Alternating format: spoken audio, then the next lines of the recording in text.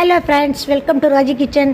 இன்றைக்கி மிக்சர் எப்படி செய்யணும் பார்க்கலாம். வாங்க வீடியோக்குள்ளே போகலாம். அதுக்கு முன்னாடி சேனலை சப்ஸ்கிரைப் பண்ணுங்கள், ஷேர் பண்ணுங்கள், லைக் ஒன்று கொடுத்துடுங்க. நான் வந்து கடலை மாவு வந்து இந்த கப்பில் 2 கப் எடுத்துட்டேங்க. கடலை மாவு எடுத்துகிட்டு 2 ஸ்பூன் வந்து பெரிய ஸ்பூனில் 2 ஸ்பூன் அரிசி மாவு எடுத்துகிட்டு போட்டுட்டு நல்லா வந்து ஒரு 1/4 ஸ்பூன் வந்து பேக்கிங் சோடா போட்டுக்கணும். உப்பு இதுக்கு தேவையானது உப்பு போட்டு நல்லா கலந்து விட்டுக்குங்க. கலந்து விட்டுட்டு கொஞ்சம் கொஞ்சமாக தண்ணி ஊற்றி தோசை பக்குவத்துக்கு கரைச்சி வச்சுக்கோங்க. தனியாக அது எப்படியே இருக்கட்டும். அப்போ எண்ணெயை காய வச்சு அதில் பூந்திக்கட்டையை எடுத்து ஒரு கரண்டி எடுத்து மொண்டு ஊற்றுனீங்கன்னா அப்படியே முத்து முத்தாக காரா பூந்தி உழுவுங்க. அதை அப்படியே தட்டி விட்டேன்னு வச்சுங்க, ஃபுல்லாக உழுந்துடும். அதுக்கப்புறம் அதை நிறுத்திட்டு நல்லா ஒரு பக்கம் செவக்க விட்டுருங்க.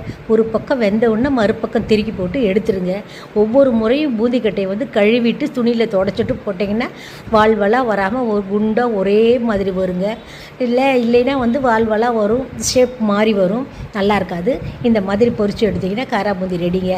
அடுத்து வந்து ஓமப்பொடி தயார் பண்ணலாம்.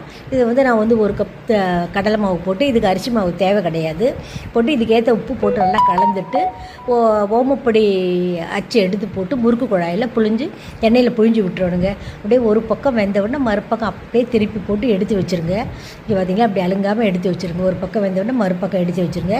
இது கடையில் வந்து 2 கப் கடலை நடக்கடலையும் 2 கப் பொரிய அரிசியும் எடுத்து எண்ணெயில் நல்லா பொரித்து எடுத்து போட்டு வச்சுக்கிட்டு ஓமப்பொடியெலாம் இருக்குது இல்லைங்களா, வட்டமாக தானே இருந்துச்சு, அதை கையால் நல்லா உடச்சி விட்டு இதுக்கு மிளகாய்த்தூள் போட்டு இப்போ தாங்க போடணும். முன்னாடியே போட்டால் மிளகாய்த்தூள் போட்டோம்னா மிக்சர் வந்து கருத்து போய் கலர் மாறி போயிடுங்க.